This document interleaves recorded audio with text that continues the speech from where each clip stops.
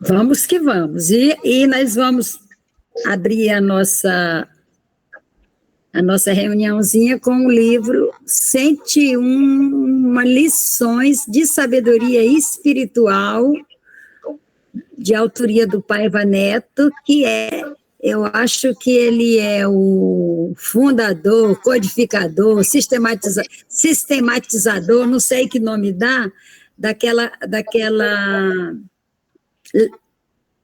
Legião da Boa Vontade, né? Eu acho que é isso. Eu lembro na minha adolescência dos legionários da boa vontade. Então, é a Legião da Boa Vontade. E a nossa lição de hoje é a lição número 2, que é bem pequenininha, são pílulas, né? A nossa lição número 2, que diz o seguinte: não há impossíveis para quem deposita sua confiança em Jesus. Gente, vamos refletir sobre isso. Não há impossíveis para quem deposita sua confiança em Jesus. A gente que tem sempre o cuidado de não colocar tudo ao pé da letra, né? O que significa isso para ti, César?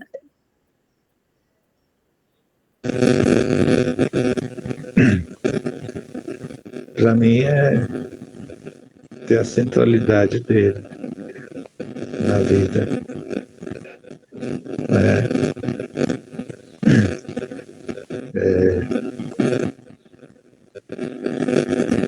Me vem a situação de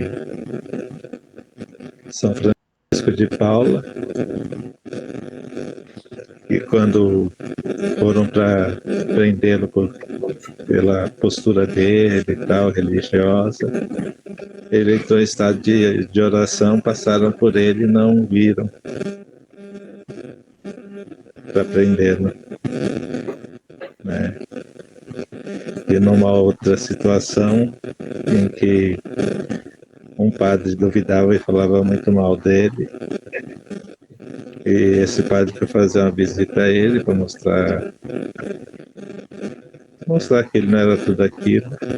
Ele pegou uma poção de brasa e levou para ele. O dia está muito frio, né?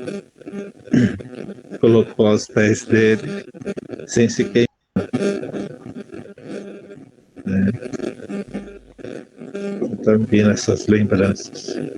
Olha, que interessante. Como é bom a gente estudar, né? Como é bom a gente fazer o que a gente está fazendo, refletir juntos, que a gente aprende tanto um com o outro, gente. Eu não conhecia essa história. Então, a centralidade aí não há impossível, quando se confia, no caso, deixa eu reler, não há impossíveis para quem deposita sua confiança em Jesus, quando coloca Jesus no centro de tudo na nossa vida, né? Luciana, como é que chega para ti? Chega com aquela mensagem de quando ele esteve aqui na Terra, que ele alimentou pessoas, curou pessoas que não chegavam, pessoas que não andavam, pessoas que estavam à beira da morte. E ele passou uma mensagem de que ele, sendo dono da vida, ele consegue, ele sendo dono da vida, e tudo que na vida está envolvido, que é a saúde, que é a esperança, que é o amor, que ele é capaz de devolver isso a quem quer que seja, e que o milagre, ele existe. Apenas naquele momento ele se manifestou de uma maneira, porque ele veio para mostrar isso, que ele era o dono da vida e da morte,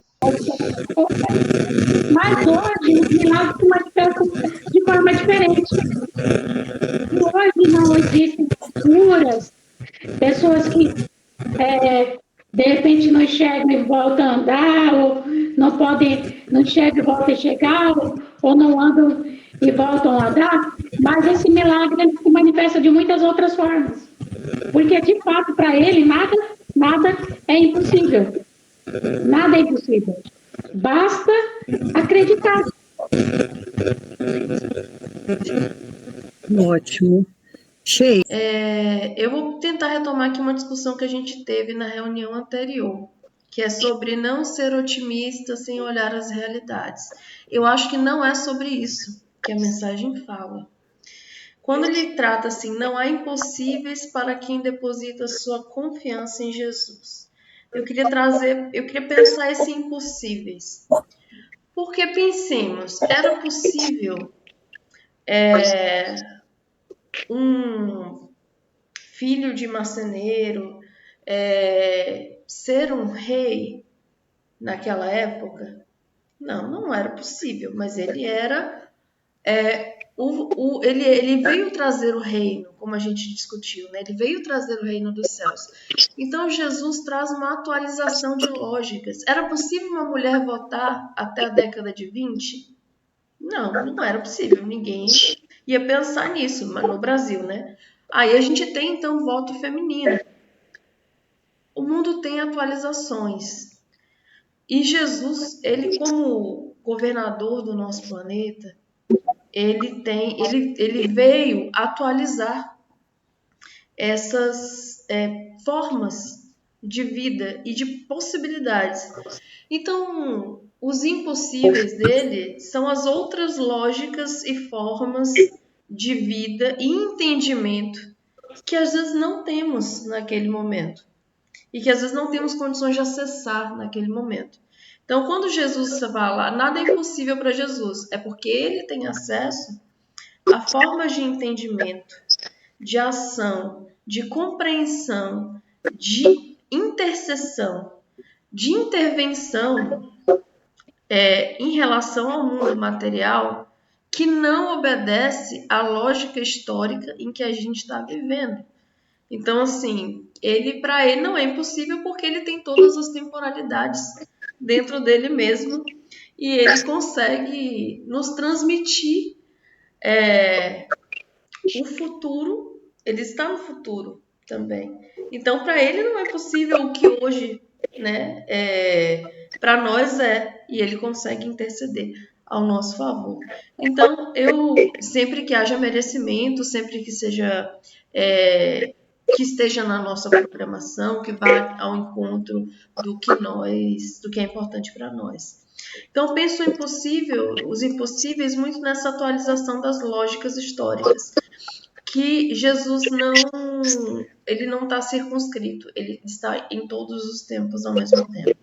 Então, para ele nada é impossível, mas para isso é preciso que a gente teça a linha do nosso raciocínio de uma maneira próxima a ele, ao que ele está dizendo, ao que ele ensinou, para que a gente possa ter conexão. Porque se a gente não tem conexão, aí a gente não consegue... ele não consegue interceder ao nosso favor porque a gente não está aberto. E aí eu acho que vem essa confiança, né? E é por isso que eu falei tecer com, porque é um confiar, é um trabalhar junto, é um tecer novas possibilidades e outras possibilidades. E às vezes é isso, né? Um caminho se mostra impossível, outro se mostra possível, porque as lógicas de Deus não são retas, né? Deus escreve certo por linhas curvas, como diz o povo. E a gente vai entendendo. Às vezes a gente não tem um entendimento, acha que uma coisa é uma coisa, outra coisa é outra coisa, e aí Jesus veio meio que bagunçar algumas lógicas, inclusive algo que é possível e do que é impossível, quando ele renasce no terceiro dia. Então, no terceiro dia, ele retoma a vida.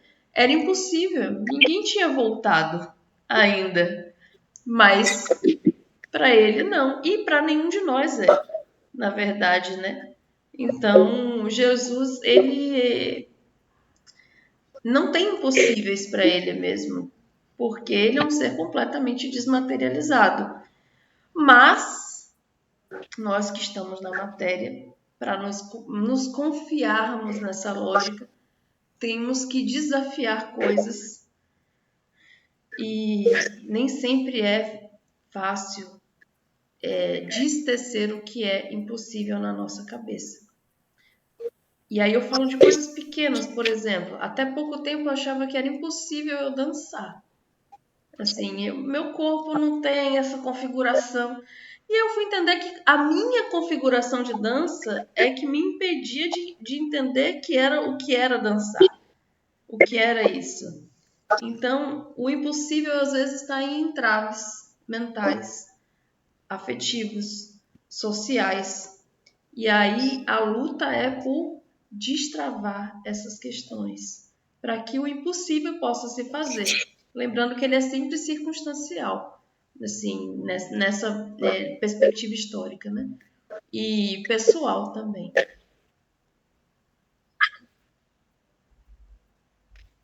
E assim... Nossa, estou emocionada com o que ela falou. Mas é emocionante mesmo, viu? E assim... Como ela tem uma visão alargada, essa moça é incrível, meu Deus. Ela é impossível. Não perco mais uma reunião, juro. A gente começou assim, o César não estava presente ainda, mas eu comecei assim, quando nós estávamos nos bastidores, né? Eu falei da inteligência artificial, a pessoa que perdeu as mãos, né, que ficou do punho aqui, e de repente ela é aclopada nesse punho uma mão, e ela escreve com a letrinha dela mesmo, é a letrinha dela. Há bem pouco tempo isso era impossível, né? Uma pessoa que fica tetraplégica, ela estava condenada a um leito, a uma cama. E hoje, lógico, que isso tudo está muito longe do povo ter acesso. Como sempre, tudo começa para uma minoria. Ainda bem que começa, né? Depois vai alargando aí as possibilidades. E a gente já sabe que é possível, por meio dessa inteligência, né? Dessa engenharia, né? Que caminha sendo tetraplégica, lógico. Parece um astronauta, né? Todo vestido adequadamente com essas máquinas, né? Vestidos, literalmente, por essas máquinas, conseguem andar, né? E eu lembro, eu sou de 1950, né? E papai contratou uma pessoa para cuidar de nós, os filhos dele, e ela era uma senhora analfabeta, ela aprendeu a escrever comigo, papai pegava na minha mão me ensinando a escrever meu nome, mas eu ficava com ela, eu pegava na mão dela, ensinava ela a escrever o nome dela, a desenhar, né? E ela me chamava de Vivi, até porque é uma confusão na minha família, a família por parte de mãe me chama de Vilane, e a família de pai me chama de Vilani, então ela me chamava de Vivi. Então, quando eu saía com ela, assim, que meu pai trabalhava com ferramentas, ele vendia ferramentas para trabalho, né? Embora ele fosse um artista, né? Ele trabalhava com artesanato, com quadros, ele criava, né? Mas ele, para sobreviver, ele vendia alicate, prego, parafuso, essas coisas todas. Então, quando a gente passava naquelas banquinhas que a gente via alicate, martelo, essas coisas todas, ela dizia, Vivi, para aqui. Você está vendo tudo isso aí? Vai chegar uma época que a gente vai passar e vai encontrar só órgãos do corpo humano para vender. Vai ser possível. Quando o teu rim não funcionar mais, você vai poder para o outro. Isso na década de 53, 54. E eu dizia, mas isso é impossível. Quando me tornei adolescente, uma tia do Cleon chegou para mim e falou assim, menina, vem cá. Aí me mostrou uma árvore que tinha uma parte oca.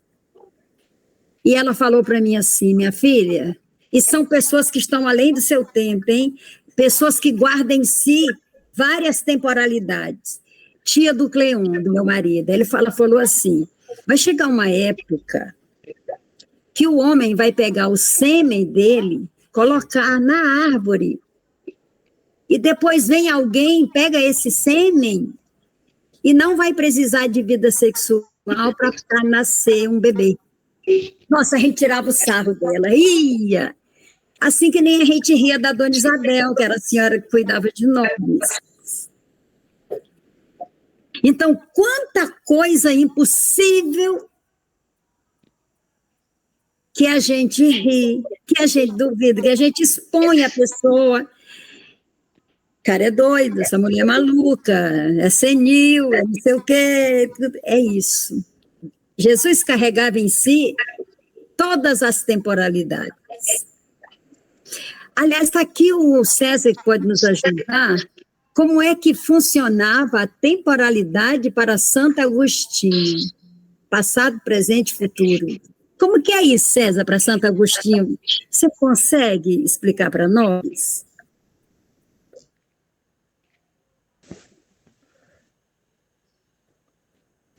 Você tem o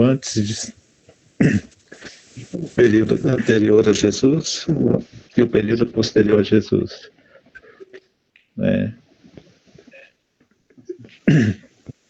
E aí a pessoa fica transitando até obter pela graça o encontro com Jesus Cristo. Isso que eu me lembro já faz mais de 20 anos que estudei isso.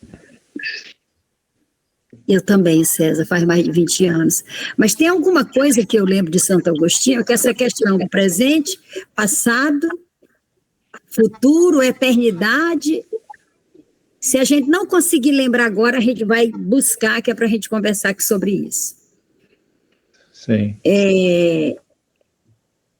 Como que é isso? Como é que uma mulher em 1950 ia saber que a gente ia poder, não, claro, não ia comprar um coração numa banca que vende alicate, lógico, mas era como ela sabia se expressar. Não era no oco da árvore que se ia colocar o sêmen, mas no banco de sêmen apropriado, mas elas não conseguiam. Mas a essência, essas duas mulheres conseguiram transmitir. E para a criança, dizer isso para a criança. E criança, eu vou dizer isso para você agora, porque lá no futuro, você vai. É o que está acontecendo aqui, eu estou lembrando delas. Né? E Santo Agostinho fez isso com a gente. Eu só não sei explicar aqui como. Porque é como você falou, 20 anos que a gente leu, né? Mas é isso, esse como é que pode, né? São quantas palavras que tem aqui? São 3 versos, né? Não há impossíveis, um verso, para quem deposita sua, segundo verso, confiança em Jesus. Há quantos minutos a gente está conversando, né? Até porque a gente não fica só no raso, confia e pronto, porque a nossa fé, a nossa confiança não é uma confiança cega. Acredita e pronto. Você não vai questionar, você vai acreditar, não. A gente deve questionar, a gente deve ter dúvidas, até para poder esticar a conversa, porque é no diálogo que a gente aprende, né? E a gente está aqui para aprender.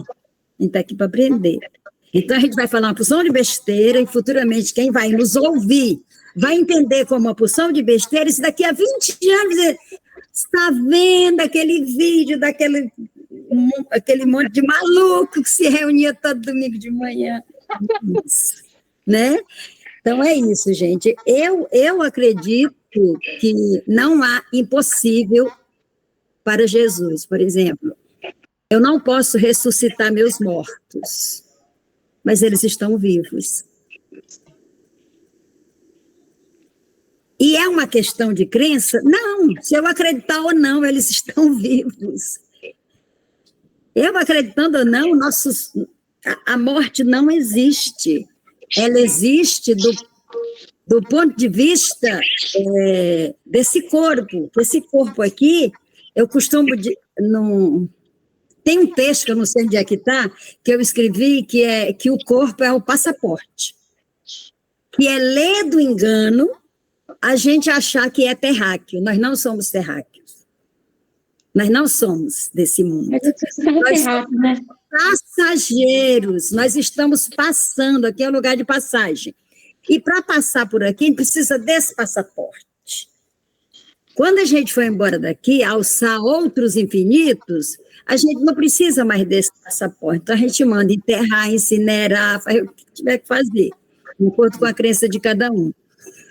Mas a gente ganha outro passaporte. Ontem eu estava conversando com uma pessoa que eu estava falando sobre essa essência que ainda é material, desse corpo perispiritual, que é essa quinta essência da matéria, né, que é esse novo passaporte.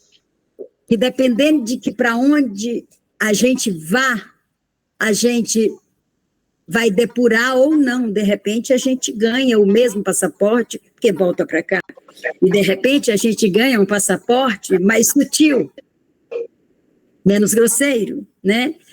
Mas a gente não precisa lutar para vencer a morte, porque ela não existe. Né? Então, é assim, eu não posso trazer os mortos de volta nesse corpo, mas eu posso até trazê-los, porque eles vêm por meio da psicografia, eles vêm por meio da psicofonia, eles vêm por meio da vidência, da audição, da intuição. Eles vêm, né? E estão conosco, né? Então, para Jesus Cristo, nada é impossível, porque como a Sheila fala, que eu acredito que é a mesma coisa que Santo Agostinho falava, que essa coisa de que Cristo carrega em si todas as temporalidades, presente, passado, futuro, agora é num presente que passado e futuro amarram as pontas, e é aqui que a gente precisa viver intensamente, né? E a eternidade é muito relativa, porque é o período de erraticidade nosso. Essa é a nossa eternidade. Né? Fora o corpo. Agora, contando com a nossa permanência nesse corpo, em qualquer mundo, em qualquer corpo, nós somos eternos, seres eternos. Passageiros na terra, passageiros em capela, passageiros em qualquer outro lugar, né? Mas é isso, gente. Eu fiquei muito satisfeita. Não sei se vocês ficaram. Muito. Sim. Só uma questão sobre o tempo em Santo Agostinho. Ótimo. Estou pegando aqui um trecho do... Confissões? Não, um trecho de um artigo de Marília, de uma lá da Faculdade de Marília. Então, ele fala assim... por meio, Giovanni Fernando Cardoso, quem fez o artigo, por meio da concepção de tempo apresentada por Santo Agostinho no livro 11 das Confissões, realizaremos uma análise fundamentada na constituição da eternidade e da temporalidade na perspectiva do pensamento agostiniano. Veremos que a questão da temporalidade está vinculada linguisticamente ao homem, sendo esta, contudo, impossível na eternidade. Para Agostinho, Deus é o fundamento de tudo. Todas as criaturas saíram no mesmo só momento. Sendo o tempo criatura, iremos demonstrar que a temporalidade é própria do homem e não possui em si atributos da eternidade, pois só Deus é eterno. Porém, o tempo é criação divina dada pelo Logos, e neste não há sucessão, sendo o tempo, por sua vez, caracterizado pelo devir. As ideias das coisas só existe na inteligência divina desde a eternidade. Contudo, o que Deus quer produzir só aparece através de um ato livre e eterno dele mesmo. O tempo não pode medir a eternidade, uma vez que esta se encontra acima da temporalidade. Ao analisar o tempo, Agostinho recorre ao seu aspecto psicológico. A teoria do tempo é explicada por uma tríade: memória, intenção e espera. É presente e futuro, existente na mente humana. Quando o homem mede o tempo, assim o faz por meio da impressão ou percepção que tem dele. O caráter psicológico é pertencente à consciência. Não obstante, o homem não é coeterno com Deus, pois para este não há passado nem futuro, mas somente o presente que se manifesta no indivisível e uno. Esse daqui é um resumo do artigo do Giovanni Fernando Cardoso.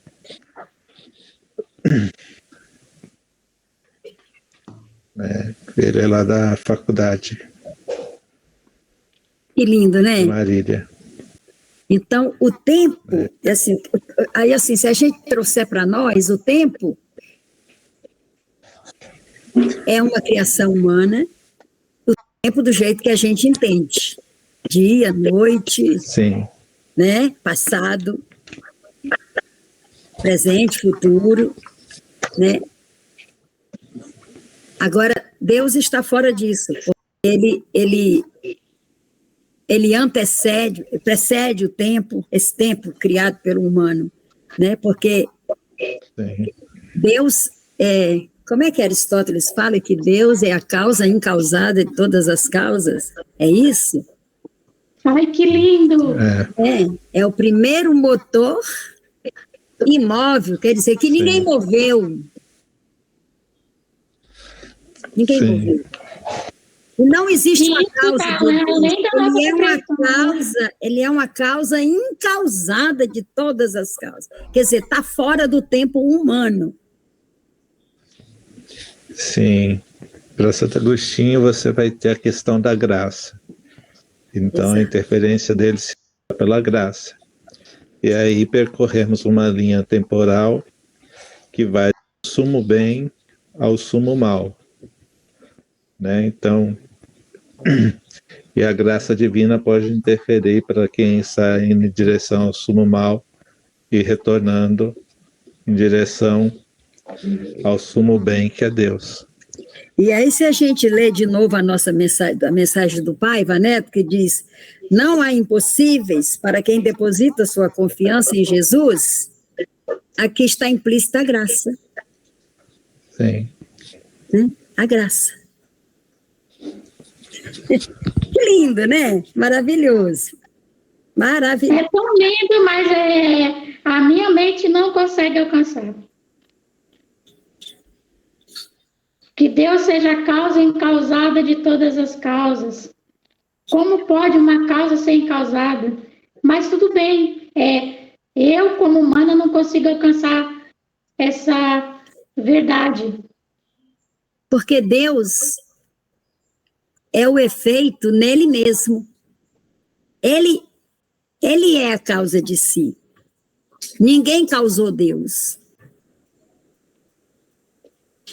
E ele causa tudo que existe.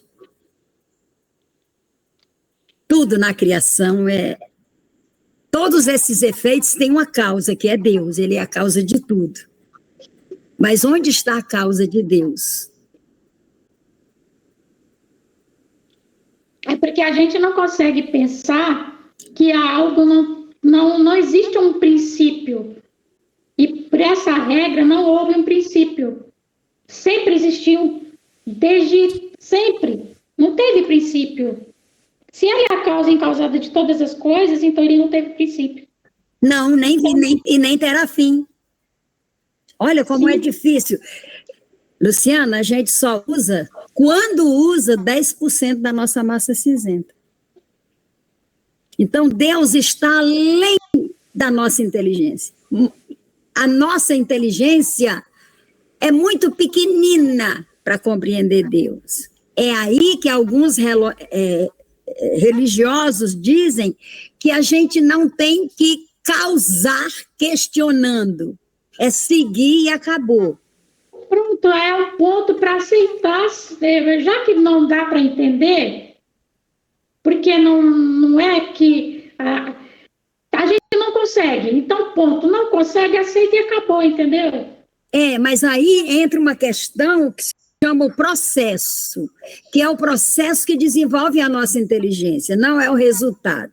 Então, a gente deve questionar sim, a gente deve se debruçar sim sobre essas questões. A gente deve se debruçar sempre, porque assim que a gente vai aprimorando a nossa inteligência, burilando, é o processo. Eu estava conversando com meu neto, que ele falou de um país aí que eu esqueci, porque eu estava muito revoltada, porque ele estava muito preocupado com as fórmulas da prova de física. Ele, mãe, eu sei, mas eu esqueço a fórmula. Eu falei, toda a vida eu fui contra isso. Por mim, eu entregava a prova para meus alunos com a fórmula, porque o que interessa para mim é o processo, que é o processo que desenvolve a nossa cognição. Exatamente, entrega a fórmula e a pessoa desenvolve em cima dela. Exatamente. Então, a gente não consegue alcançar essa fórmula de Deus, entendeu? Mas será que a gente não consegue? Justamente porque o tempo é uma criação humana? Talvez seja porque a gente criou essa invenção, essa divisão de presente, passado e futuro, a gente está preso nessa ideia. Então, se a gente está preso na ideia de presente, passado e futuro, a gente está preso mesmo. Mas o processo para Santo Agostinho se dá pela graça. Exato. Então, é estar à disposição de Deus. E Deus, pela graça, irá interferir na sua vida em direção a Ele. Ao ponto que nada será impossível, com a graça. Sim, com a graça, com o sentimento humano, a vontade humana em estar junto a Deus, essa pessoa será conduzida pelo processo.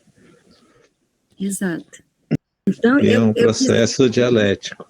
Sim. Não quer dizer que você acreditar, as coisas vão acontecer como mágica. Não. Né?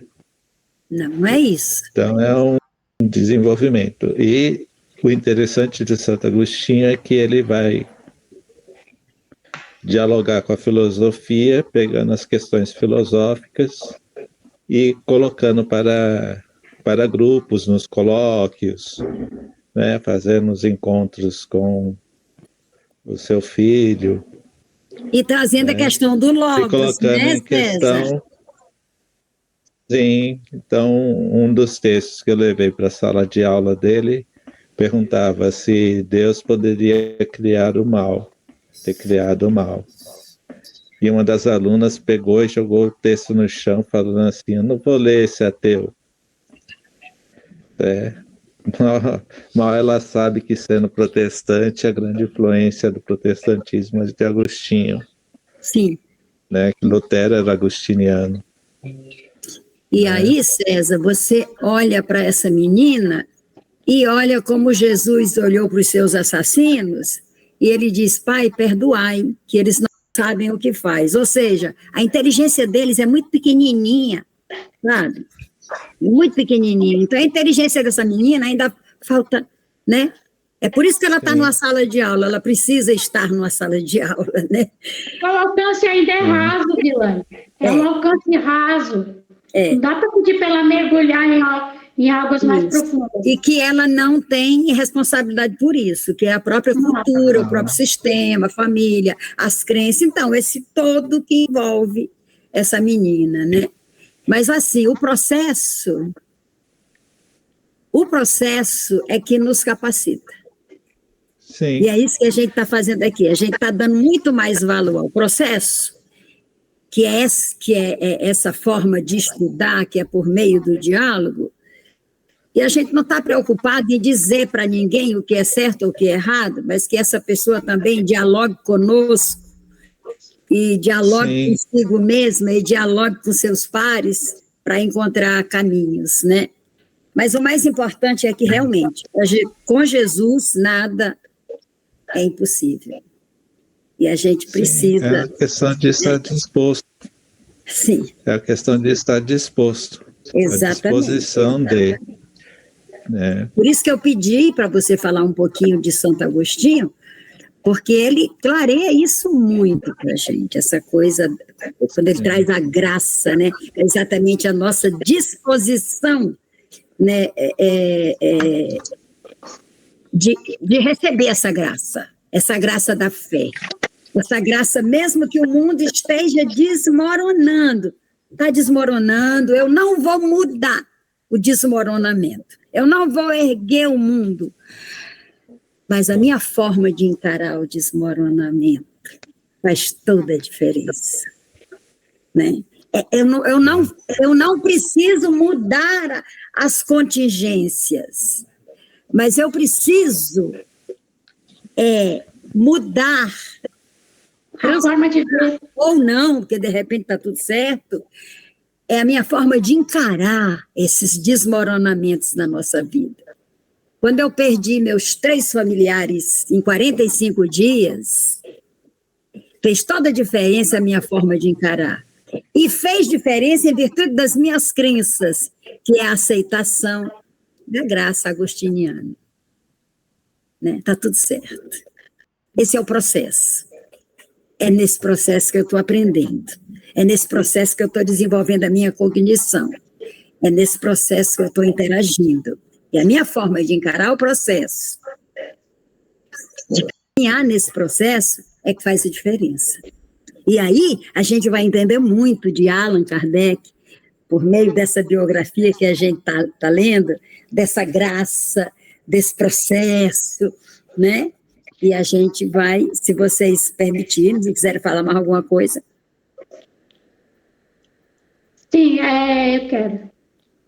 Então, assim, que eu estou participando das reuniões, às vezes eu me vejo bem primária, assim, nas discussões, sabe? Que eu entendo, mas muito raso algumas questões.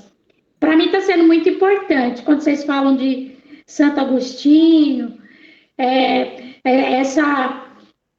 esse ponto de vista que a Sheila falou, e depois que o César falou, que eu entendi. Só que eu não tinha esse conhecimento, então para mim está sendo muito enriquecedor, porque eu estou muito mais para aprender aqui do que para ensinar qualquer coisa, que eu não tenho base mesmo, eu me vejo sem base.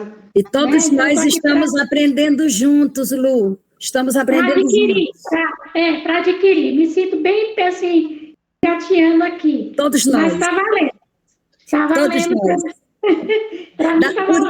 Daí, Luciana, a proposta de estudar junto, porque não tem ninguém aqui que saiba o suficiente para ensinar. Sim. Então a gente pega o livro, lê e reflete juntos. Né? Sim, eu vou até pegar alguma coisa de Santo Agostinho para ler, me interessou. Eu dei o meu livro, aliás, eu dei muitos livros, mas para o meu neto, o Alan Gabriel, ele levou, e foi junto com Confissões de Santo Agostinho. Mas ele adora ler, vale a pena, vale a pena. Não empresta, vai e volta. Não, mas para a neta está tudo certo. Para a neta está tudo certo, daria mais se tivesse. Com certeza, Vi.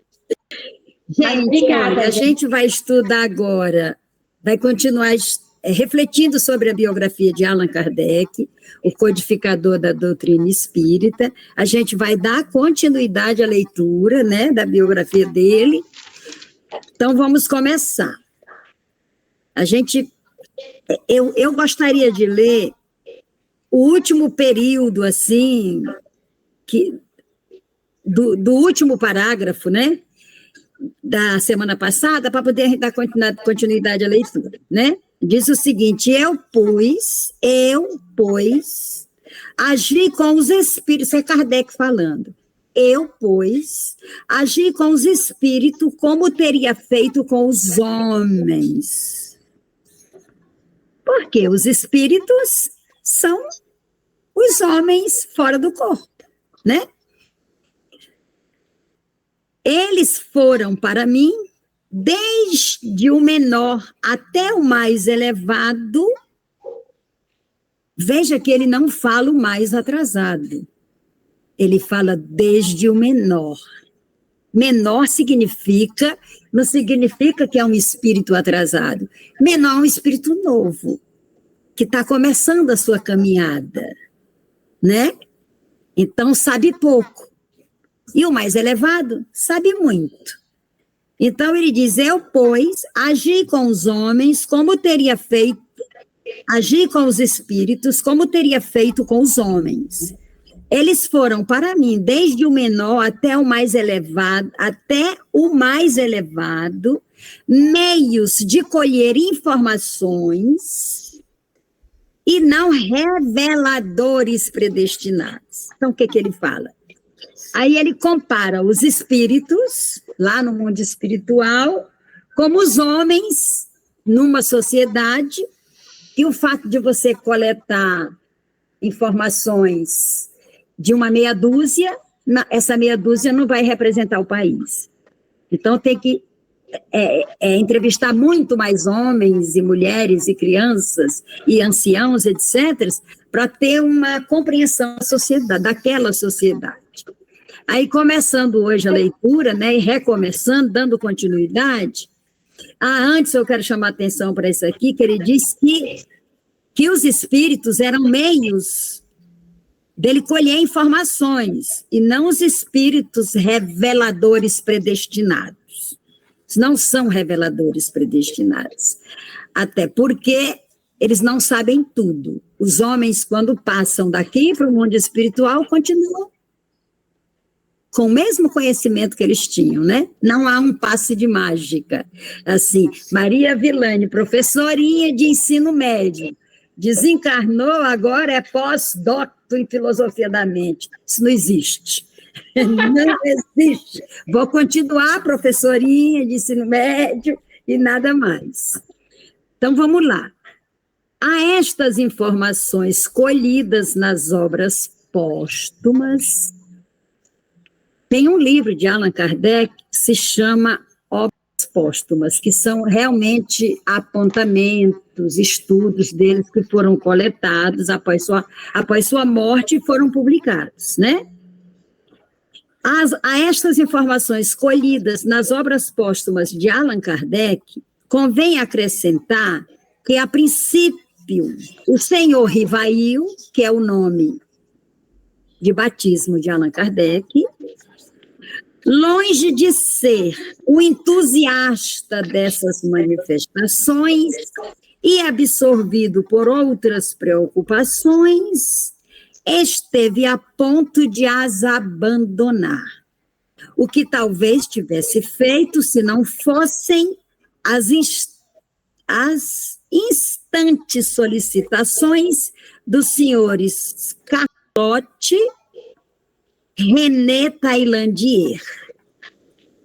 Carlotte é um e o René Taillandier é outro. Membro da academia... Não, é um só, gente. Por que tem essa vírgula, Sheila? Solicitações dos senhores, não são senhores, Carlotte, vírgula, René Taillandier, membro da Academia das Ciências, Tiedemann... Faltou um S, eu acho, faltou um S, membros. Por isso que eu fiquei confusa. Eles são membros, faltou um S. Membros da Academia das Ciências, Tiedemann, Mantesse, Sardou, pai e filho, e Didier, editor, que acompanhavam havia 5 anos o estudo desses fenômenos, e esses fenômenos eram fenômenos das mesas girantes, né? Acompanhavam havia 5 anos o estudo desses fenômenos e tinham reunidos 50 cadernos de comunicações diversas, que não conseguiam pôr em ordem. Conhecendo as vastas e raras aptidões de síntese do senhor Rivail, esses senhores lhe enviaram os cadernos, pedindo-lhe que deles tomasse conhecimento e os pusesse em termos, os arranjasse.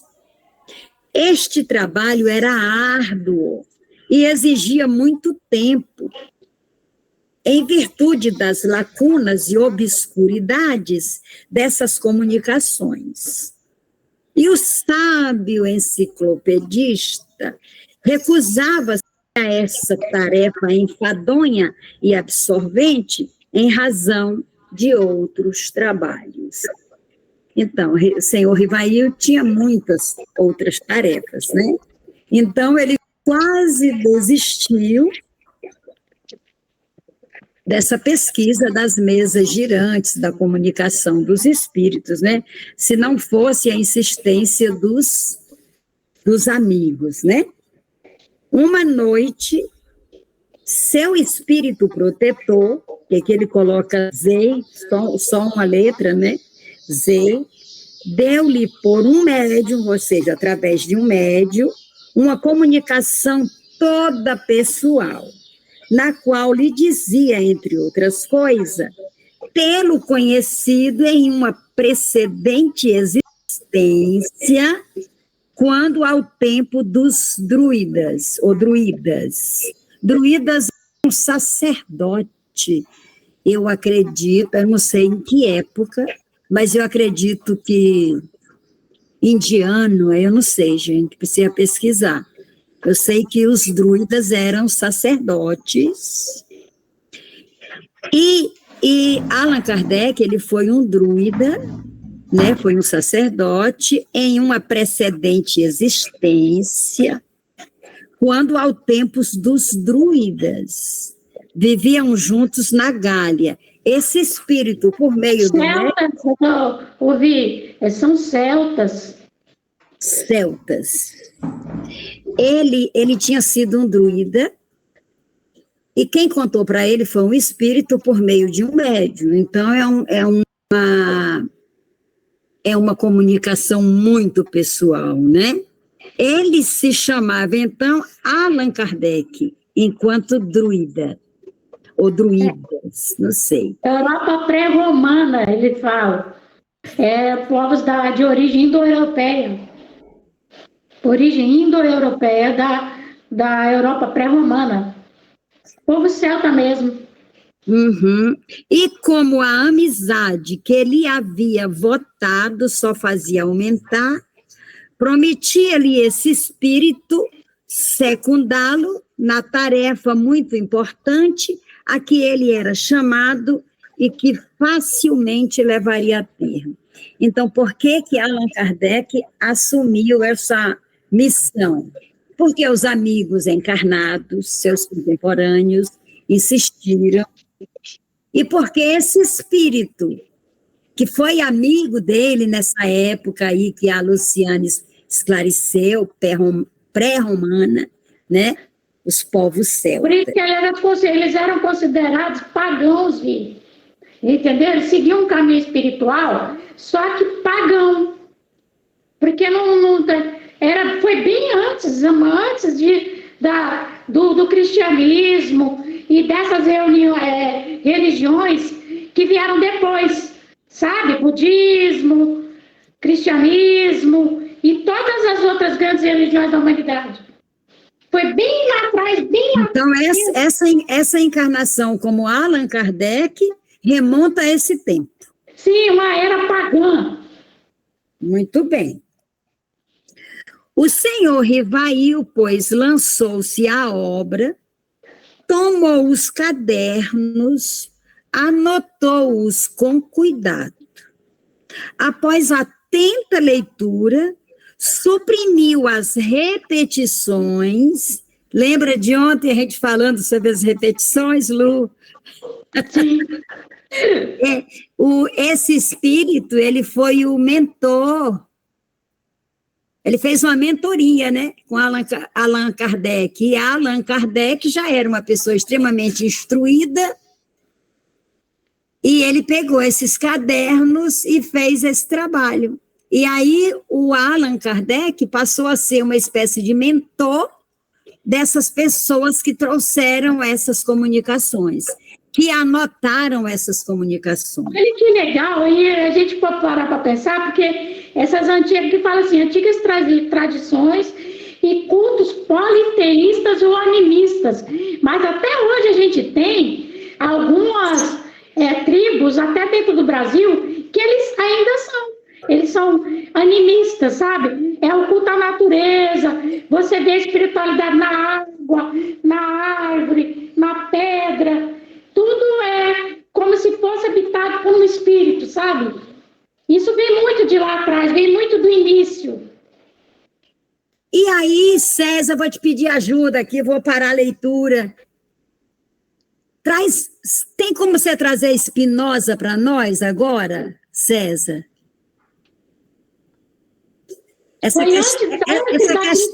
Essa questão de Deus em Spinoza. Deus está presente em todas as coisas.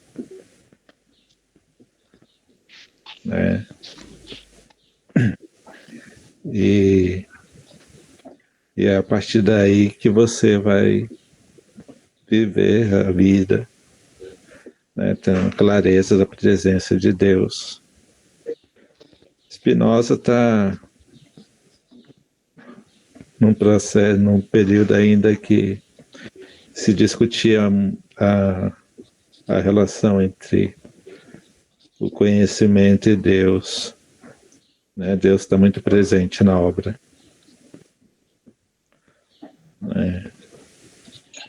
Então é isso. Spinoza não separa Deus da natureza. Não. Isso é como se tudo fosse Deus. Você entendeu?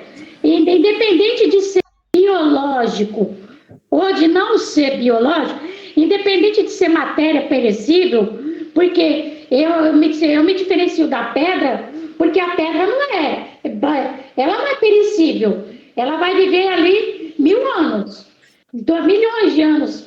Existem pedras aí que existem, mas eu sou um ser biológico, mas ela tem Deus e eu tenho Deus. Seria muito essa visão, sabe? É uma visão que tinha lá na África. E nessa região indo-europeia, estava falando, dos povos celtas, mas isso muito antes da cristianização. 3 parcelas de R$61. Isso, antes da cristianização. Muito antes, eras remotas.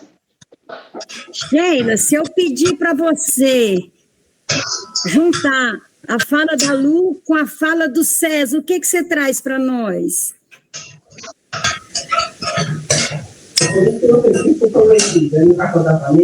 Deus, peraí. Agora a senhora me botou no desafio. Então Deus está presente em todas. Não, a gente vai junto. Vamos junto aqui. Vamos junto. A gente não sabe, a gente está aprendendo. Isso, a gente não sabe mesmo. Vamos partir desse princípio, porque eu não tenho leitura de Spinoza. Aí, Lúcia, você vê, eu não tenho leitura de Santo Agostinho, não tenho leitura de Spinoza, estou aqui aprendendo. Eu não tenho leitura de Allan Kardec, eu não sabia exatamente quem eram os druidas. Então, assim, tudo isso eu estou aqui anotando no caderninho e pensando. Aí as aulas de história... Mas eu vou tentar falar um pouco. Acabam servindo, vem vindo na cabeça. Então, se Deus está presente em todas as coisas e a noção da presença de Deus se dá pela questão das manifestações dele na natureza, nos seres humanos, nas pedras, nas diversas formas de vida, E aí, remontando a tudo que a gente leu até agora, né? Tem muita gente que diz ainda que Deus é uma coisa imaterial para representar, né? Por exemplo, a gente sabe o que é o amor? A gente consegue definir o que é o amor? O amor vai ser uma coisa para a dona Vilane, o amor vai ser uma coisa para mim, o amor vai ser uma coisa para o César, o amor vai ser uma coisa para a Luciana. Mas a gente sabe definir o que é um gesto de amor, porque está nas manifestações, ele está no exterior. Eu acho que quando a gente pensa que Deus é amor, e aí muita gente diz que Deus é amor também, que é esse sentimento, é porque justamente Deus não é possível de ser apreendido na nossa inteligência, como em sua completude. Então a gente o vê nas suas criações, assim como o amor. A gente não entende na sua completude, mas nas suas manifestações. E aí, há uma crítica aqui mesmo, talvez minha. Teve um filme alemão que eu vi muito tempo atrás. Ele é um filme meio bobinho, filme romântico. Mas ele tinha um título muito bom.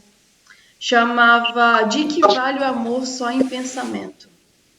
Era uma pergunta. E eu fiquei com essa pergunta. Por que de que vale o amor só em pensamento? O amor em pensamento, Deus em pensamento. Sendo Deus como uma manifestação de amor ou uma manifestação de crença, de que vale as nossas crenças só no pensamento? Se a gente não exterioriza, se a gente não faz nada, se a gente não manifesta, se a gente não percebe manifestação, de que vale se ele só existe na cabeça da gente? E aí é como uma provocação mesmo. Exatamente. Se nós não separa Deus do mundo, e se o amor só é possível de ser visto no mundo, e a lei de amor é uma das manifestações de Deus, de que vale Deus só em pensamento? De que vale eu apenas compreender Deus dessa maneira? Que muita gente faz, né? Deus em pensamento, mas será que ele está manifesto nas nossas ações? Será que eu estou manifestando a centelha divina que existe em mim? E aí eu não sei. E aí, já criticando, trazendo uma coisa interessante do Evangelho. Allan Kardec recebeu esse nome porque era um druida. Um druida está ligado ao paganismo, uma religião extremamente ligada à natureza, por sua vez. Porque não existiu cristianismo. Exatamente. Eram os conselheiros celtas. Ótimo. Em diversos momentos, a codificação traz o paganismo de uma maneira que pode ser lida de maneira pejorativa, como se fosse... Exatamente, porque teve Sheila, uma releitura. Como se fosse menos sábia. Assim teve uma releitura com as oferendas, assim como o faz com diversas questões. Claro, para o Espiritismo, e aí eu retomando o que Allan Kardec fez, que foi muito difícil, ele pegou essas 50 cadernos e foi vendo o que tinha nexo ali. Num tempo que não tinha internet, não tinha computador, não dava para eu digitalizar, ver as palavras que se repetiam. Então, assim, ele teve que fazer a leitura densa dessas manifestações para codificar, e outras mais. São visões daqueles homens, entendendo como homens que desencarnaram e seguem com visões daquele momento, século XIX, ciência positivista. A gente precisa seguir atualizando, seguir com Deus não só em pensamento, mas Deus como manifestação em constante atualização. Porque está tudo em constante atualização, Deus é movimento. Então, assim, eu fico pensando muito nessas provocações todas que vocês fizeram e no que a gente está vendo do Allan Kardec e como mobiliza, como estar junto aqui mobiliza essas atualizações, assim, porque eu não pensaria nisso se eu não tivesse ouvido Spinoza, se eu não tivesse ouvido a provocação do Luciano, se eu não tivesse ouvido Dona Villani, se ela não tivesse me pedido para fazer essa provocação. Esse pensamento nem existiria em mim, eu não lembraria desse filme. Que é isso. Isso é muito... Assim como Allan Kardec quase desistiu, o Hippolyte, Leon, Rivail, Denisard Rivail, eu sempre troco. Ele quase desistiu e não desistiu por causa dos amigos. A importância da gente estar aqui é compreender o movimento divino de atualização constante. E aí muita gente, por exemplo, Allan Kardec é o nome ancestral dele, mas a divindade a ancestralidade não é parada, a tradição não é parada, a história não é parada, a história é movimento, a ancestralidade é movimento constante, não é ficar o tempo todo rezando da mesma maneira, com aquele pensamento fixo, estabelecido, porque Deus é natureza, Deus é o mundo e Deus está entre nós. Quando ele fala, quando vocês estiverem reunidos, eu estarei entre vocês, é porque ele está em tudo, inclusive no imaterial que nós trocamos aqui, nos afetos que nós trocamos aqui. Então, lendo todo esse trecho, ouvindo vocês, eu estava anotando aqui loucamente um monte de coisa, porque a gente aprende muito. A gente aprende demais. Eu já anotei os livros do Santo Agostinho, vou procurar o Spinoza e é muito interessante, assim. Eu também. Pensando no movimento, vou deixar o movimento fluir e vou passar a palavra. Obrigada. Posso falar só um pouquinho? Me deu uma vontade. Na verdade, quando eu estava fazendo faculdade de História, eu aprendi que a história ela fica sempre se repetindo. Por quê? Porque quando começou o movimento de cristianização, quando começaram a se formar as grandes religiões da humanidade, que é o budismo, é o cristianismo, é o judaísmo, antes disso, já existiam essas religiões de matriz africana, essa visão pagã que existia lá na Europa, né? Então, na verdade, todas as religiões foram bebendo dessas antigas tradições e dando uma nova roupagem, uma nova releitura e dizendo que isso era uma coisa nova, quando na verdade, de novo, não tem nada, porque mesmo na época de Cristo existiam as festas de colheita, só que essas festas de colheita, elas já existiam lá na época da região dos celtas. Isso não é uma coisa nova, é apenas um conhecimento do que eles se apropriaram, deram uma nova roupagem e continuaram festejando as mesmas coisas, como a colheita, por exemplo, como se fosse uma coisa nova, mas na verdade é uma releitura de tudo que já existia lá atrás. Só que o paganismo, essa visão pagã, mitológica, greco-romana, que todas as religiões estruturadas que existiram beberam dessa fonte e hoje elas deram uma visão negativa a isso. Mas isso é só uma leitura dessa realidade, na verdade. Entendeu? Foi quando virou a chave e a gente entrou para o patriarcado. Mas naquela época muito remota, as mulheres eram muito valorizadas. Depois que veio toda essa coisa com o patriarcado, com a divisão de bens, onde os homens começaram a controlar o útero das mulheres, e eles quiseram garantir que a descendência realmente era deles, porque existia a questão patrimonial. Então os homens não queriam que as mulheres, né, tivessem filhos fora daquela união. Então, para garantir isso, até hoje existe o controle do corpo feminino. Me entendeu?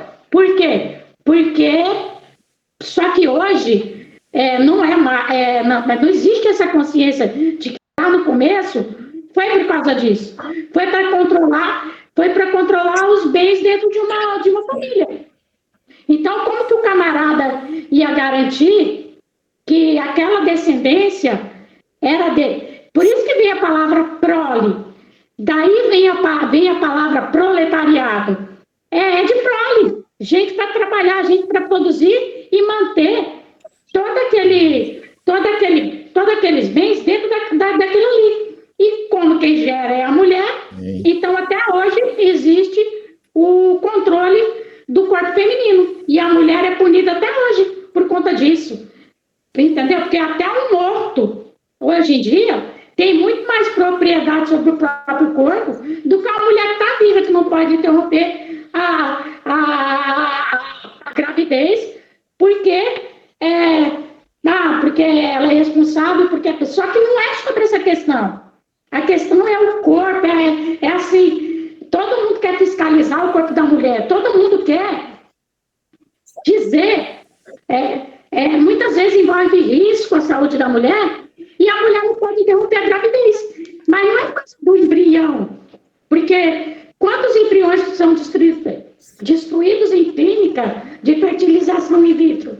E nem existe consenso sobre quando começa a vida, entendeu? Alguns entendem que é desde a concepção, outros entendem que é a partir da formação do tronco que vai dividir as células do corpo, outros entendem de outra forma, então não existe consenso. No final das contas, é controle sobre o corpo feminino, é punição. Por quê? Porque é a visão patriarcal, entendeu? Nós não somos donas do nosso próprio corpo, nós não podemos decidir o que a gente quer, sendo que um morto decidiu em vida que ele não queria doar os órgãos e não vai, muita gente vai morrer por causa disso, ele decidiu e não vai doar. E eu estou viva, estou gerando um ser que vai me pôr em risco a minha vida, eu não posso decidir. Então, tudo é uma questão de leitura, tudo é uma questão de visão. Luciana, a gente sofre apagamento da história desde sempre, né? Desde sempre. Dando continuidade à leitura da biografia de Allan Kardec, gostei da tua explanação, Luciana, acho que a gente pode ver um dia para discutir sobre essa questão do aborto à luz do espiritismo. A gente podia fazer isso, uma coisa extra, à parte. Vamos pensar. Então, vamos lá. O senhor Rivail, pois, lançou-se à obra. Tomou os cadernos, anotou-os com cuidado. Após atenta leitura, suprimiu as repetições e pôs na respectiva ordem cada ditado, cada relatório de sessão, assinalou as lacunas a preencher, as obscuridades a aclarar e preparou as perguntas necessárias para chegar a esse resultado. Até então, diz ele próprio, as sessões em casa do senhor Baudi não tinham nenhum fim determinado, ou seja, não havia um objetivo, né? Assim, específico, né? E aí, o que Allan Kardec fala? Propus-me aí fazer resolver os problemas que me interessavam sob o ponto de vista da filosofia, da psicologia e da natureza do mundo invisível. Compareci a cada sessão com uma série de questões preparadas e metodicamente dispostas, respondidas com precisão, profundeza e de modo lógico. Desde esse momento, as reuniões tiveram caráter muito diferente. E entre os assistentes encontravam-se pessoas sérias, que tomaram vivo interesse pelo trabalho. Se acontecia faltar, ficavam as sessões como que tolhidas, tendo as questões fúteis perdido o atrativo para o maior número. A princípio, eu não tinha em vista senão a minha própria instrução. Mais tarde, quando vi que tudo aquilo formava um conjunto e tomava as proporções de uma doutrina, aí aqui o que seria uma doutrina? Seria um conjunto de ideias? Seriam as ideias desses espíritos, dessas comunicações? É que eu estou lançando perguntas. A princípio, deixa eu ver onde eu parei, a princípio eu não tinha em vista senão a minha própria instrução, mais tarde, quando vi que tudo aquilo formava um conjunto e tomava as proporções de uma doutrina, tive o pensamento de publicar para a instrução de todos. Foram essas mesmas questões que sucessivamente desenvolvidas e completadas fizeram a base de O Livro dos Espíritos. O Livro dos Espíritos foi o primeiro livro publicado assim que se considera que é o marco, né, a obra inicial da doutrina espírita. Em 1856, o senhor Rivail frequentou as reuniões espíritas que se realizavam à rua Tiquetone, em casa do senhor Roustan, Romile Jafé, sonâmbula, que obtinha como médium comunicações muito interessantes com auxílio de cesta aguçada. Aí ele traz aqui no rodapé o que é isso, nota do autor, arranjada em forma de bico. Fez examinar por esse médium as comunicações obtidas e postas precedentemente em ordem.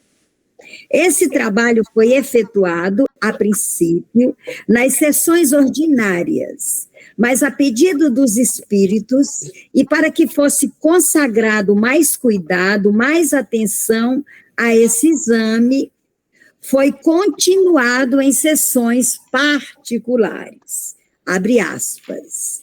Não me contentei com essa verificação, diz Allan Kardec. Aí abre aspas, que os espíritos me haviam recomendado. Tendo-me as circunstâncias posto em relação com outros médiuns, toda vez que se oferecia ocasião, eu a aproveitava para propor alguma das questões que me pareciam mais melindrosas. Eu acho que esse melindrosa aqui a gente pode traduzir por delicadas, né? Foi assim que mais de 10 médiuns prestaram seu concurso a esse trabalho. E foi da comparação e da fusão de todas essas respostas, coordenadas, classificadas e muitas vezes refeitas em silêncio da meditação que formei, que formei a primeira edição de O Livro dos Espíritos, a qual apareceu em 18 de abril de 1857. Esse livro era em formato grande, em 4, em 2 colunas, uma para as perguntas e outra em frente para as respostas. No momento de publicá-lo, o autor ficou muito embaraçado em resolver como o assinaria, se com seu nome, Hippolyte Léon Denisard Rivail, ou com um pseudônimo, sendo seu nome muito conhecido do mundo científico em virtude dos seus trabalhos anteriores, e podendo originar uma confusão, talvez mesmo prejudicar o êxito do empreendimento, ele adotou o alvitre de o assinar com o nome de Allan Kardec, que, segundo lhe revelar o guia, ele tivera ao templo dos druidas. Então, ele assinou Allan Kardec a partir de O Livro dos Espíritos. O livro que é o marco, que marca o início da doutrina espírita, né? O primeiro livro da doutrina espírita. Acho que a gente pode parar por aqui. E se alguém tiver algum comentário, que é muito saudável que tenha, né? Apesar de que a gente interrompeu a leitura algumas vezes, porque foi pertinente, sempre é pertinente, né? Aí a gente pode fazer algum comentário. Eu gostaria dessa vez começar com você, apesar que ela já falou pelos cotovelos. Acho que até saí até do tema, viu, Vilene? Isso é maravilhoso, sabe que eu adoro quando a gente sai do tema, até porque a gente não é uma escola tradicional, a gente não precisa de notas, a gente não precisa de certificado, de diploma, de nada, a gente só precisa ser livre para aprender. Obrigada. Olha, hoje foi muito produtivo, foi muito enriquecedor. Eu quero ler Santo Agostinho Spinoza. Não sei nada, mas sei que é incrível. Sheila?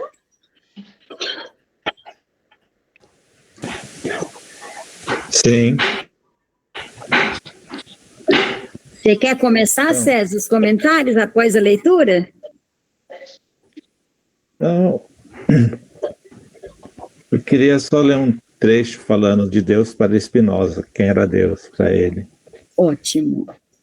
Então, Spinoza rejeitou a afirmação de René Descartes de que Deus, matéria e mente eram entidades separadas. Em vez disso, ele propôs que todos os três eram simplesmente aspectos da mesma substância.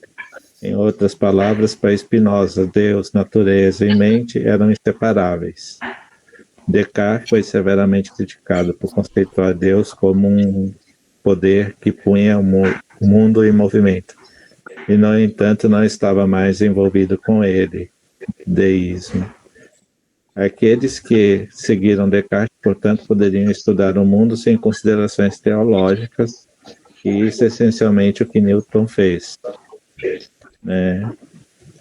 Tinha uma professora que conheci que falava que tinha o lado A e o lado B do pesquisador, né?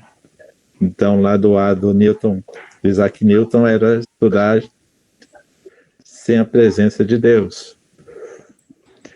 Mas todo o complexo da obra dele, ele vai estudar a luz de Deus no lado B, que é o lado teísta dele, né? Então, para Spinoza, Deus não apenas iniciou o movimento do mundo, mas também estava continuamente presente em todos os lugares da natureza.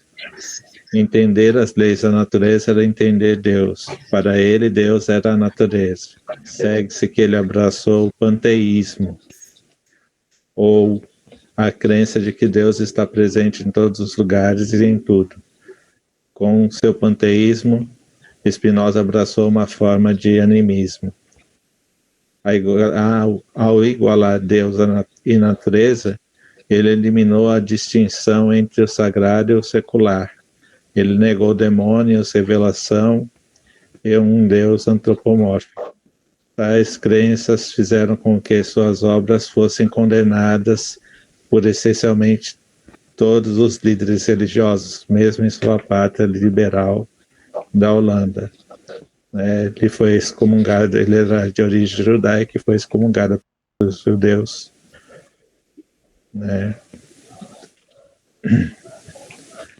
Então era só isso que eu queria acrescentar. E esse texto é um texto do Sadoc Vieira.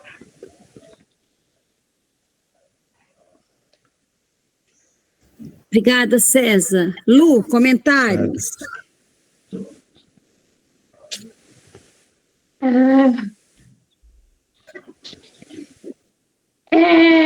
Hoje acho que alargou muito o meu, um pouquinho, né, pelo menos a minha compreensão do que seria essa reflexão que foi trazida de que para Cristo nada é impossível, né? Na visão que a Sheila trouxe, que era uma visão que eu não tinha, né? Porque ela trouxe a questão da temporalidade, né? Que Deus ele não está adstrito a um tempo, né? Presente, passado, futuro, que essa é uma invenção humana. E por isso talvez a gente não consiga entender a questão da humanidade, né? De que Deus seja a causa incausada de todas as causas. Eu acho que isso ficou para mim como uma lição, assim, muito importante no nosso encontro de hoje. Sheila, comentário após a leitura da biografia do nosso Kardec. Eu não tenho muito o que comentar, não, juro, eu estou sem palavras, porque eu estou muito mais sentindo essa energia que está conectando a gente aqui, e muito feliz de ouvir do Spinoza também isso, porque ele pode acrescentar muito, né? Trazer o Spinoza, trazer o Santo Agostinho para cá, para essa roda, acrescenta muito a nossa leitura e a nossa vida, o conhecimento histórico de Lula, todo o arcabouço que a senhora já tem sobre vários aspectos da filosofia. Então, assim, o Paulo Freire, que está aqui conosco, né, está ajudando a organizar essa roda de uma maneira do diálogo como transformação. Então, assim, muito bom, gente. Eu acho que a gente deve continuar com as rodas do Evangelho, o estudo, né, que a gente faz aqui, e que a gente devia propor um seminário em algum momento mais para frente. Aí pensar temas que surjam aqui que não dê conta, que a gente não dê conta. A questão do aborto, por exemplo, super polêmico, mas assim, importante pensar. O Espiritismo tem uma posição muito fixa em relação a isso. Mas a realidade da vida faz a gente pensar coisas que talvez sejam importantes de ser trazidas para o debate, né? E eu acho que talvez pensado até o final do ano da gente organizar um seminário online mesmo. Quem quiser participa, quem quiser propor temas, é bom a gente já ir pensando nessa proposição, né, de temas. Pode ser presencial também, aí a gente... Oi? Verdade, eu só queria assim, esclarecer que não quer que eu seja a favor do aborto, é que existem questões sociais que prejudicam as mulheres periféricas que geralmente são mulheres negras e periféricas, e as mulheres brancas e que têm dinheiro vão para fora, muitas vezes para a Europa, e continuam fazendo seu aborto seguro. Talvez, se mudasse a posição, isso faria com que diminuísse ainda mais a taxa de aborto, porque as mulheres se sentiriam amparadas ao invés de punidas, como elas são hoje, em função da sua classe social, entendeu? Em função dessa visão machista que existe hoje. Então, eu vejo que teria que falar mais, né? Eu estou falando muito por cima. É que muitas vezes a questão não é que se quer proteger o embrião em si. A questão muitas vezes passa mesmo por esse controle da mulher, entendeu? Dela não poder decidir sobre muitas vezes sobre vida e morte, né? Então, é um debate que eu acho que é muito importante. Ótimo. Eu vou pedir para alguém fazer uma prece para a gente fazer a leitura do nosso evangelho. Uma prece pequenininha, uma leitura, assim, bem democrática. Eu não quero fazer prece, quero fazer uma leitura pequenininha, quero ler uma frase, enfim, à vontade. Eu acho que pode ser a Luciana, o César ou a senhora, dona Vilane. Eu fiz a prece passada, eu vou passar essa. Tá bom. Quer fazer a prece, César? A prece, ler um pensamento, enfim, para a gente fazer a leitura do Evangelho. No momento, não. Quer, Lu? Tá, eu vou fazer uma coisa bem informal, tá? Bem pequenininha. Tá bom. Eu agradeço por esse momento em que nós nos reunimos aqui e que podemos, cada um, com liberdade e sinceridade, colocar os seus pontos de vista, de acordo com o conhecimento de cada um, e que cada um pode contribuir um pouquinho com o outro, porque cada um pegou um pedacinho do conhecimento do outro e agregou ao seu conhecimento, e isso fez com que cada um, no final das contas, saísse mais rico de conhecimento do que quando entrou nessa reunião. Eu quero agradecer pela vida de cada um aqui presente, e que para mim já é tão importante, a vida de César, a vida da Vilane, a vida da Sheila, a minha vida também, e que nós possamos estar aqui domingo que vem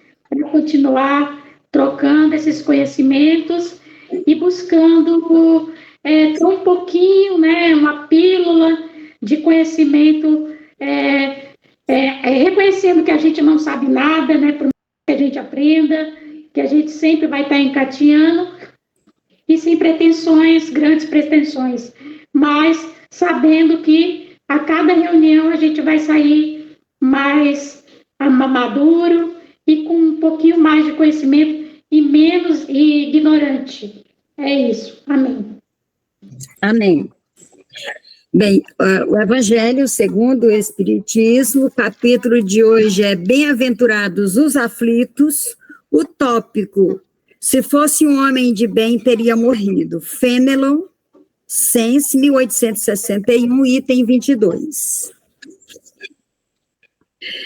Referindo-se a um homem mau que escapa de um perigo, frequentemente dizem, se fosse um homem de bem, teria morrido.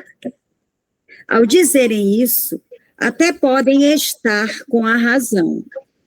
Muitas vezes, Deus dá a um espírito de pouco progresso uma prova mais longa do que daria a um espírito mais evoluído. Uma pessoa boa pode receber como recompensa por seus méritos o benefício de uma prova mais curta. De qualquer forma, ao dizerem, se fosse um homem de bem teria morrido, estão ofendendo a Deus. Se morrer um homem de bem, cujo vizinho é um homem mau, todos dizem, seria melhor que tivesse morrido o homem mau. Acontece que estão julgando de forma errada, pois aquele que partiu acabou sua tarefa, e aquele que ficou talvez nem a tenha começado. Porque o homem bom deveria permanecer mais tempo na terra, ficando o homem mau com a sua tarefa abreviada. O que diriam de um prisioneiro que, tendo cumprido sua pena, ainda permanecesse na prisão? E se fosse dada a liberdade a alguém que ainda não terminou de cumprir sua pena? Todos sabem que a verdadeira liberdade para o espírito consiste no rompimento dos laços que o prendem ao corpo físico. E que enquanto estiverem na terra resgatando dívidas, estarão em cativeiro. Habituem-se a não julgar aquilo que não podem compreender, pois a grande virtude está no equilíbrio. E acreditem que Deus é sempre justo em todas as coisas que faz. Muitas vezes o que parece ser um mal é um bem. A capacidade de entendimento dos homens é tão limitada que o conjunto do grande todo escapa de seus sentidos rudimentares. Façam um esforço para perceber, através do pensamento, a visão estreita que possuem. À medida que o homem vai alcançando uma compreensão maior, percebe que diminui a importância das coisas materiais. A vida atual é tão passageira que ela torna-se apenas um pequeno instante, se comparada às diversas vidas que o espírito terá que viver ao longo de suas infinitas existências. Quem gostaria de comentar? Se fosse um homem de bem, teria morrido. É uma visão contrária à visão estreita, porque as pessoas, quando falam isso, elas não entendem que a tarefa daquele que tem menos coisas para, digamos assim, espiar, né? É menor do que aquele que vai ficar aqui mais tempo. Então, eles vão falar isso porque eles não entendem o propósito daquela pessoa estar aqui e aparentemente ter se livrado de um mal. Mas é porque ele tem que permanecer mais tempo. O outro, como você falou, tinha uma tarefa mais curta. Por isso partiu. Só que para o senso comum, que não tem esse conhecimento, não consegue refletir sobre. Até porque não tem essa visão. Mais alguém? Eu acho que a gente passou recente, né, por um processo de confinamento. Mas a verdade é que a gente já está confinado. A gente está confinado nas nossas ideias, a gente está confinado nessa... Eu não consigo não dar risada quando eu ouço esse título. Se fosse um homem de bem, teria morrido. Porque remete a uma visão nossa tão limitada, assim, tão limitada, revela o nosso confinamento, o confinamento dessa humanidade, desse determinado momento. Mas que ainda é a gente, porque a gente também pensa assim, em muitas formas e muitas maneiras. Quando a gente julga, né? Então, o mal tem que ser... Um homem mau, aos olhos da terra, tem que continuar em sua pena após ter a pena cumprida. O que eu acho muito doido, assim, né? E então, é isso, a gente é muito confinado. E essa tarefa de desconfinar é uma tarefa árdua e não se faz sozinho. Então, entendendo que estamos todos confinados, a gente já se desconfina um pouco. E a gente já estabelece formas de compreensão. Porque é isso, a justiça divina, ela é imaterial, ela é desmaterializada, ela não está ligada a essas questões transitórias que a gente tem, né? Então, prisioneiros das questões transitórias, a gente nunca vai adiante, a gente avança muito devagar.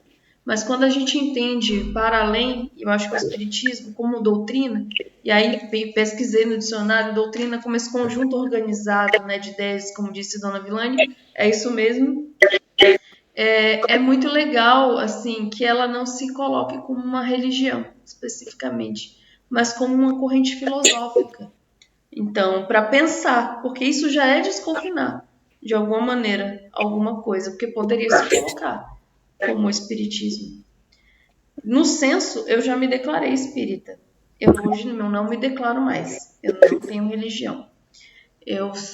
Porque eu achava que era importante politicamente. Mas eu estava confinando o espiritismo a uma tarefa que não é dele. Porque já temos muitas religiões. precisamos de coisas que desconfinem. E o espiritismo é isso, né? É ir além da visão rasa do bem e do mal, do julgamento simples e de desconfinamento. E aí lembro de Divaldo Franco, né? Que está aí 90 e tantos anos na luta do espiritismo, com suas questões pessoais, mas está firme na caminhada, assim. Ele é bom, ele é mau? Qual é a situação? Não, gente, está todo mundo em caminhada, sabe, assim? E se a gente está aqui é porque precisa estar, assim, e em todos os níveis, acho. Mas é isso, somos todos prisioneiros dessas questões, e o que a gente está fazendo é desconfinar. A Covid é a ponta do iceberg que fez a gente se confinar e entender e trazer para a tona essa ideia de confinamento. Mas a gente é confinado há muito tempo. Interessante. Antes de eu pedir para outra pessoa falar, eu vou abrir um parênteses aqui para falar do Divaldo, né? 94 anos, salvo engano. E assim, Divaldo trouxe algumas questões nesse último período político nosso, com as quais eu não concordo. Não concordei, não concordo, mas eu não posso negar a trajetória desse homem. Então, sempre que eu mando alguma mensagem dele para algum amigo espírita e me devolve uma enxurrada de discordância, me causa mal-estar, mas eu não falo mais nada, só não mando mais para essas pessoas. Porque como nós somos confinados, né? Porque assim, eu sempre falo aqui que você comete 99 acertos e um desacerto, vamos dizer assim, né? E aí você passa a ser julgado por um desacerto. E é esquecido os 99 acertos que você... né? E é desacerto sob o meu ponto de vista. E do ponto de vista de outro também, e de uma gama de pessoas também, mas de uma outra gama de pessoas que não é. Então, assim, a gente não pode deixar de ser cristão. E o que Cristo falou? Não julgueis para não ser julgados. Se você não compactua, diga não compactou. Mas você não precisa cancelar a pessoa. É o respeito, não é? Não precisa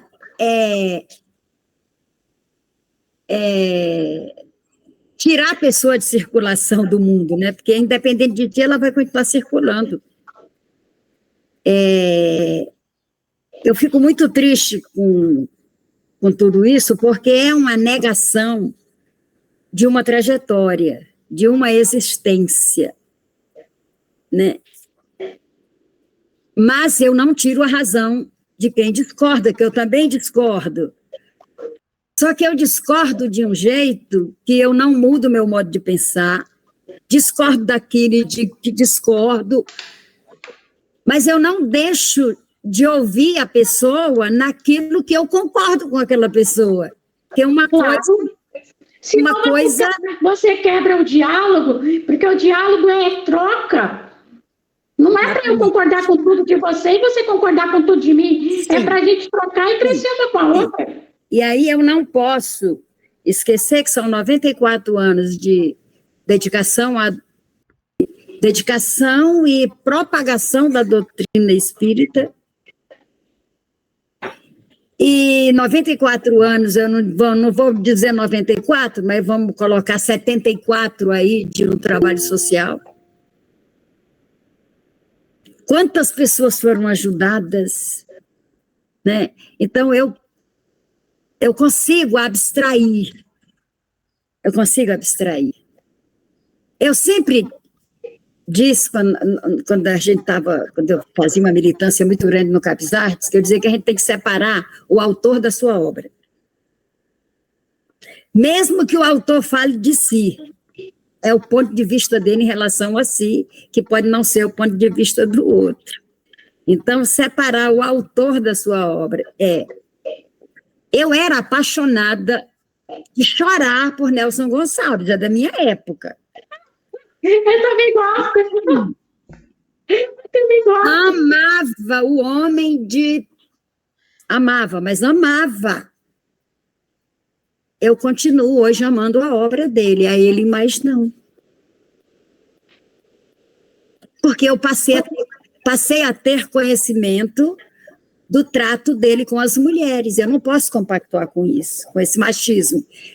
Embora seja um machismo na época do machismo, mas um machismo que chegou a uma mulher se suicidar. Então, ele permitiu aquilo, ele poderia ter evitado.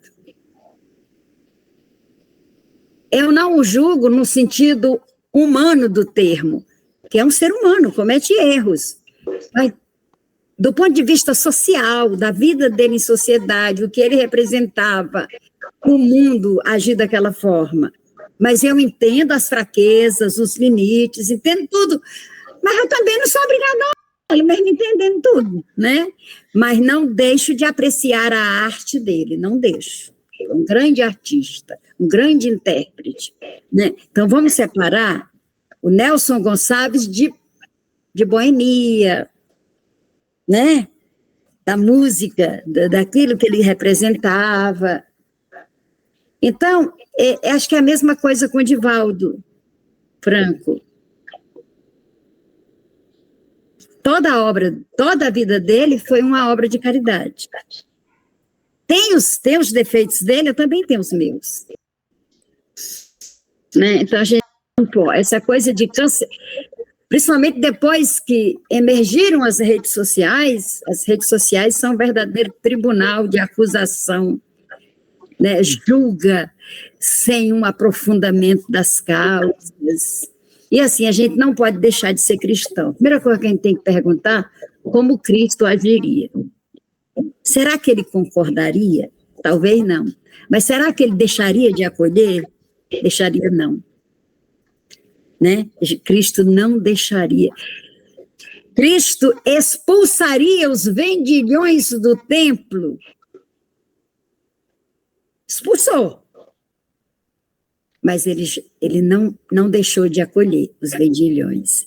É naquele ato que ele botou tudo para correr. Sai daqui, da casa do meu pai. Mas eu tenho certeza que ele acolheu. Naquela coisa, eu abomino o pecado, mas eu amo o pecador. Exatamente, porque é necessário separar. Por quê? Porque senão ele não teria acolhido Maria Madalena, senão ele não teria sido tão humano com o criminoso que estava lá e conversou com ele na hora da morte, e tantos outros, né, com quem ele conviveu, que eram os párias daquela época, né? Pois é, Lu. E tem uma coisa muito importante que a gente não pode deixar de falar, é que é o seguinte, não é a questão do perdão, não é bem perdão, é a aceitação do outro como humano, e o humano acerta e erra. Exatamente. Agora, eu também sou humana, acerto e erro. Quantas vezes eu compreendo isso e me aceito? Você é acolher a sua humanidade. Exato. Mas a gente não faz isso. A gente não faz isso com a gente. Geralmente muitas vezes a gente julga, ao invés de acolher. A gente se julga, a gente se como é que fala? Se massacra, né? Se flagela. A gente se autoflagela. A gente não é nem questão de perdoar, é uma questão de aceitar que eu estou no processo. Eu estou caminhando e a gente aprende o caminho caminhando. Eu pego um facão, uma foice, sei lá o quê, vou abrir um caminho. Nem todas as tacadas que eu dou derrubo o mato. Mas eu tenho que dar outra tacada.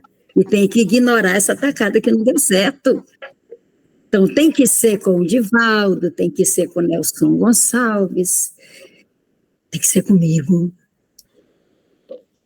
Exatamente. Tem que ser comigo, né? A pior punição é quando você pune a si mesmo. Essa é a pior punição. O que Deus faria, ele acolheria. O que Jesus faria, ele acolheria. Então, por que a gente não se acolhe? Por que a gente não olha no espelho e fala, tá tudo certo, vamos recomeçar? Como diz Chico Xavier, você não pode mudar o passado, mas você pode construir um novo presente. Então, vamos começar por nós, né? Exato. Eu adoro a obra do Nelson Gonçalves, mas eu não amo mais o Nelson Gonçalves. Você adora a obra, mas não, você se desiludiu com o autor da obra. Me desiludi com um homem, né? Fui muito infeliz nesse dia. Meu marido estava pedindo para eu mostrar coisas no YouTube de Nelson Gonçalves, aí eu apareço lá com de uma mulher muito apaixonada por ele, e ele resolveu sair, né? Muito macho, né? E ela dizia para ele não sair, ele dizia que ia sair, aquela briga de casal, aquela coisa toda, e ela falou que se ele saísse, tudo bem, que é a responsabilidade dela. Mas ele poderia ter evitado, porque ela estava fora de si. Então ela falou que se ele fosse, ela ia se matar. E ele, eu vou. Aí ela jogou álcool e desceu com fósforo na mão, e ele simplesmente ignorou e foi embora, ela acendeu o fósforo. Ele ainda voltou para socorrê-la e disse que na UTI ela falou, meu amor, que bobagem que eu fiz. Não sei se isso é verdade, porque eu não acredito em tudo que chega, né? Eu acho muito difícil, né? Mas meu amor era grande demais, né? Chamou de meu amor, né? Então, são coisas que a pessoa está fora de si, que a gente precisa acolher. Então, pelo menos naquele momento, acolher, depois resolvia, tudo bem, conversavam, botar os pingos nos is, né? Então, a partir daí, mudou a minha... Não é amor, porque a gente não ama, né? Assim, a gente ama de uma forma geral, né? Mas não é amor, acho que o termo certo não é amor, é admiração. Acabou a admiração por aquele ser, né? Embora a obra dele continue tocando no meu toca-disco, na minha picape, LP, maravilhoso, adoro. Mas, assim, a minha admiração por ele acabou, né? Mas por que eu trago tudo isso? Para fazer esse diálogo. Em que momento a minha admiração por mim morreu? A sua admiração por você? Mim mesma. Em que momento morreu e por que morreu? E o que eu tenho que fazer para renascer? Porque a gente precisa ter admiração pela gente, ter carinho pela gente. Cuidado. É o ser mais próximo de ti, é tu mesmo.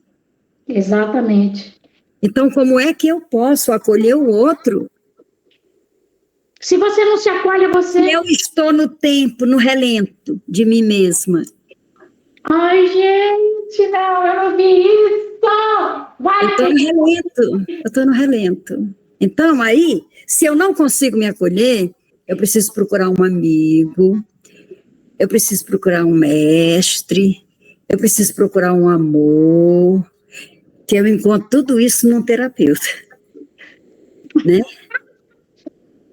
É a Santíssima Trindade, o mestre, o amor e o amigo. Cara, paga um terapeuta, coloca na tua agenda, coloca você na sua agenda e invista em você.